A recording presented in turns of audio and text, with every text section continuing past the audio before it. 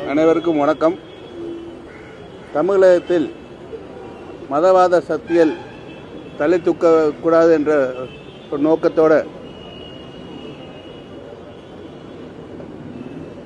மாண்புமிகு முதலமைச்சர் அவர்களின் நல்ல ஆட்சியில்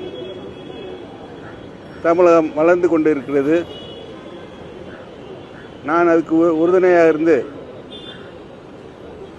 அனைத்து கட்சி பணிகளிலும் மாவட்ட கழகத்தை இணைந்து நிச்சயமாக செய்ய தயாராக இருக்கிறேன் என்று உறுதி கூறுகிறேன்.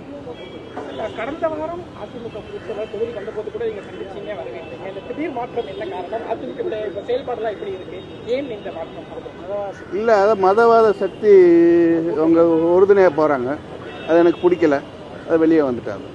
கடந்த சட்டசபை தேர்தலில் கூட கூட்டணியில் இருந்திருந்தாங்க, பிஜேபி கூட தான் கூட்டணியில் இருந்திருந்தாங்க. இந்த நேரத்தில் இந்த காட்டு வர்றதுக்கான காரணம் அதுக்கப்புறம் நான் செயல்பாடுகள் சரியில்லை. அவங்க செயல்பாடு தெரியல. வேற ஒன்றும் காரணம் கிடையாது. கட்சியுடைய தலைமை சரியில்லை நினைக்கிறீங்களா? கட்சி போகிற போக்கு சரியில்லை.